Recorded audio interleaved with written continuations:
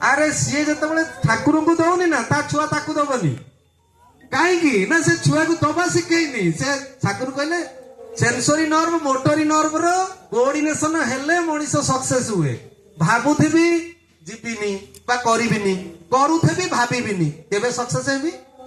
ମୁଁ ଭାବିବି ଆଜି ମତେ ଭିନ୍ଦା କହିଛନ୍ତି ସତ୍ସଙ୍ଗରେ ଯିବା ପାଇଁ, ମୁଁ ଭାବୁଛି ତ ଭାବୁଛି ଆରେ ଗାଡି କାଢିବି ପୁଣି ଯିବି ଯାଇ ପହଞ୍ଚିଲି ତାପରେ ଯାଇକିରି ସାର୍ଥକ ହବ ନା। କର୍ମ ନ କଲେ କେମିତି ହବ? ଯିଏ କର୍ମ କରେ ଭାବେନି, ଯିଏ ଭାବେ କର୍ମ କରେନି, ଇକ୍ୱାଲି ମିନିଂଲେସ୍। ତେଣୁ ସେଇ ଜାଗାରେ ସେ ମା ତା ପିଲାକୁ କେବେ ଦେଇନି। ମୁଁ ସେଇଥିପାଇଁ କହିଲି ଯଦି ଆଟଲିଷ୍ଟ ଦୀକ୍ଷା ପ୍ରାପ୍ତ ହେଇନ ଚଳିବ, କେବେ ପ୍ରଭୁଙ୍କ ଦୟା ହେଲେ ଦୀକ୍ଷା ମିଳିବ। କିନ୍ତୁ ଆମର ଯୋଉ କୁମ୍ପି ରଖନ୍ତିନି ଯୋଉ ବଜାନ୍ତି ଦୋକାନ ବଜାରରେ, ସେ ଯୋଉ ପଇସା ସେଭ କରନ୍ତି, ସେଇଟା ଠାକୁରଙ୍କ ପାଖରେ ଗୋଟେ ରଖ। 10 ଟଙ୍କା ଲେଖା ଡେଲି ପିଲା ହାତରେ ସେଥିରେ ପୁରାଅ ଏବଂ ସେ ଅର୍ଥକୁ ନେଇକିରି ଯାଅ କୌଣସି ବସ୍ତି ଜାଗାରେ କୋଉ ପିଲା ପାଠ ପଢିବାକୁ ପାଉନି, କୋଉଠି କିଏ ବିସ୍କୁଟଟେ ଖାଇବାକୁ ପାଉନି, କି ଭଲ ଜିନିଷଟେ ପାଉନି, କି କୋଉ ଅନାଥ ଆଶ୍ରମକୁ ନେଇଯାଅ ଛୁଆକୁ।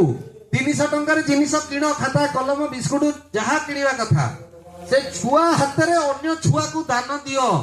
এই ଦାନଶୀଳତାଟା ହିଁ ତାର ଯୋଉ ହୀନ ବୋଧଟା, ନ ଦେବାର ଯୋଉ ହୀନ ବୋଧଟା କୁ ଦୂର କରିଦବ ଏବଂ ସେ ଶିଖିଯିବ ଦାନ କଣ। ଆମକୁ କଣ ସବୁବେଳେ କହେ ଯେ ଦାନ ଠାରୁ ପ୍ରତିଦାନ ଯଥେଷ୍ଟ ମିଳଇ, ଆଶା କରି ଦାନ କଲେ କିଛି ନ ମିଳଇ।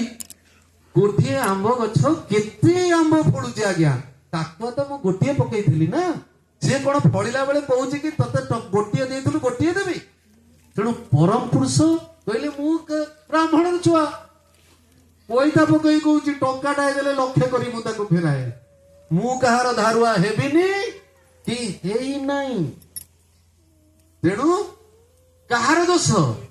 ଆମର ଦୋଷ। ଆମେ ଛୁଆକୁ ଦବା ଶିଖେଇଲୁନୁ। ଆମେ ତ ଦୋକାନରେ ଯାଇକିରି 10 ଟଙ୍କା ଭଙ୍ଗେଇକିରି 10 ଜଣ ହାତରେ ଟଙ୍କାଏ ଟଙ୍କାଏ ଦେବି। ତ ସେ ଛୁଆ ଯଦି ନିଜ ଠାକୁରଙ୍କୁ ନଦେଲା, ପରିବେଶକୁ ଦବନି, ସେ ବାପ ମାକୁ ବି ଦବନି, ତାହେଲେ 5 ତାଲାରେ ଆଜି ବୁଢା ବୁଢୀ କାହିଁକି ରୁଟି ବେଲୁଥିଲେ? ଦବାଟା ଶିଖେଇ ନଥିଲେ। ତେଣୁ ସେଇଥିପାଇଁ ଆପଣ ଯଦି ଦବା ଶିଖେଇବେ, ପିଲା ଅଜସ୍ର ଦେବ।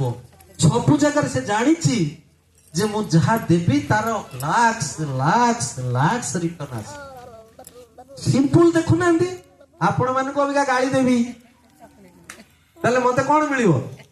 ମୋ ପ୍ରଶଂସା ମିଳିବ, ଫୁଲ ମିଳିବ, ଯାହା ଦେବି ସେଇଆ ରିଟର୍ନ। ଏଟା ନ୍ୟୁଟନଙ୍କ 3rd law, every action having equal and opposite reaction.